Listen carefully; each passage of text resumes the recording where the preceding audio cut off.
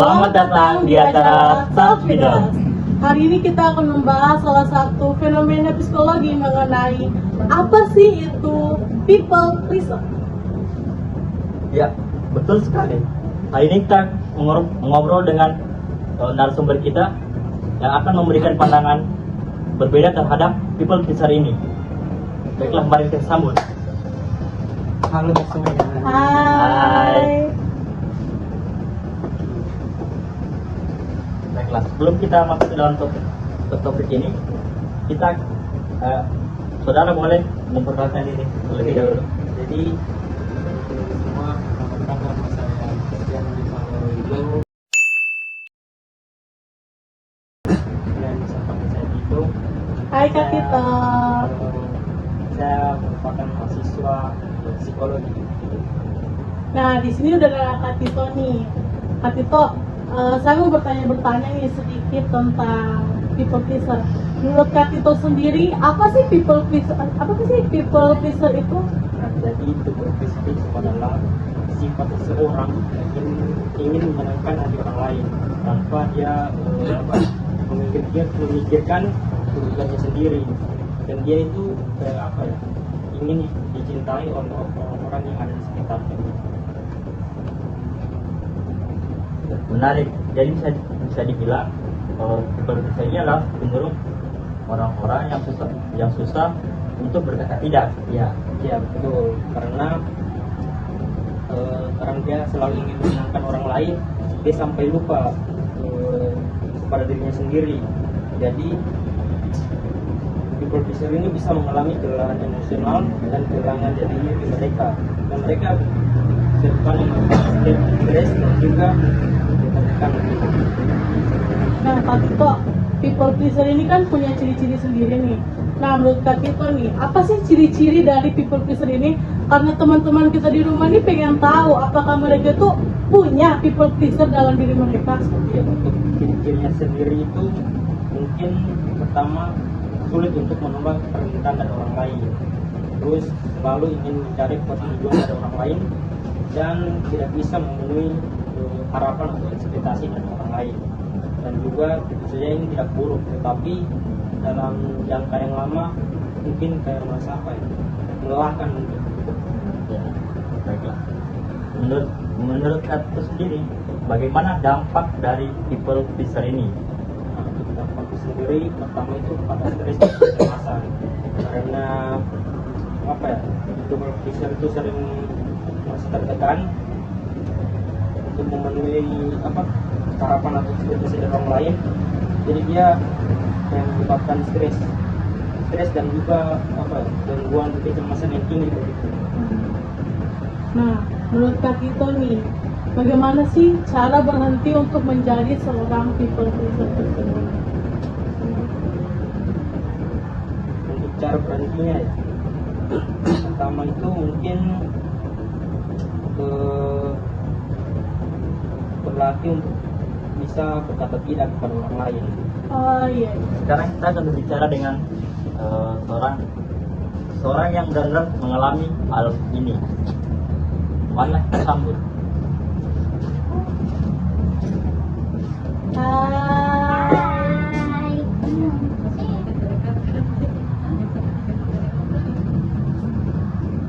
Pak, boleh perkenalkan namanya dulu siapa? Boleh dong. Hai semuanya, perkenalkan nama saya Nisa.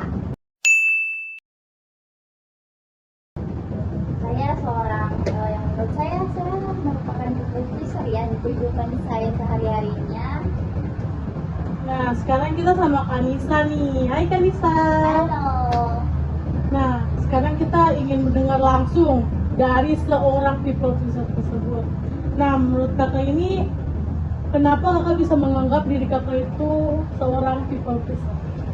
Nah, saya menganggap diri saya people pleaser karena menurut saya lebih mementingkan orang lain dibanding diri saya sendiri nih teman-teman. Karena menurut saya harus memenuhi ekspektasi orang lain terhadap diri saya, dan menurut saya jika saya melakukan atau menolong orang lain, saya bisa mendapatkan validasi dari orang-orang yang saya tolong tersebut. Makanya menurut saya iya dan tidak akan mengatakan tidak kepada orang lain seperti itu. Baiklah Kanisa, kalau boleh tahu, apa yang membuat kamu merasa perlu untuk menyenangkan orang lain? Menurut saya perlu menyenangkan orang lain karena kita kan makhluk sosial nih Kak. Nah, kita bakalan hidup berdampingan dan tidak akan hidup sendiri. Dan menurut saya menolong orang lain itu suatu hal yang wajar yang kita harus lakukan di kehidupan sehari-hari kita, karena kita harus saling menolong. Tetapi menurut saya karena mungkin terlalu sering menolong orang ya, saya rasa saya tidak bisa mengatakan tidak kepada orang tersebut. Saya harus mengatakan iya dan selalu membutuhkan validasi karena telah menolong orang tersebut seperti itu. Punya rasa tidak enak. Ya, saya sangat tidak enakan kepada orang-orang. Kakak ini merasa terbebani nggak akan hal itu? Atau mungkin kakak ini merasa lelah atau kehilangan jati diri mungkin? Iya, saya sangat lelah teman-teman.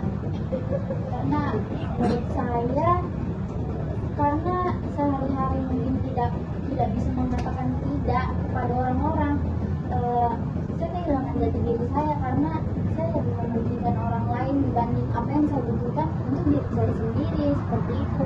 Dan menurut saya karena saya menjadi seperti itu, saya kehilangan jati diri saya karena lebih mementingkan orang lain gitu kakak. Iya. Kanisa, apakah kamu pernah mencoba mengubah pola pikir ini atau belajar untuk lebih tegas pada diri sendiri? Iya, saya pernah mencoba untuk tidak mengatakan tidak kepada orang lain.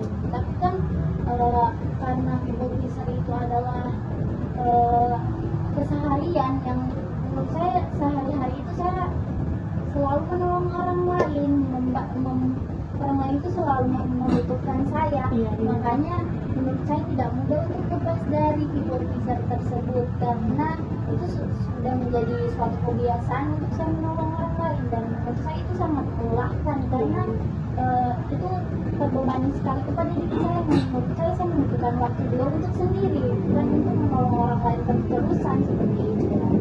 Menurut Kanisa sendiri, apa sih ciri-ciri dari people pleaser ini? Kan tadi sudah dijelaskan nih sama Kak Tito mengenai ciri-ciri. Tapi saya ingin tahu nih, ciri-ciri dari Kanisa sendiri itu seperti apa?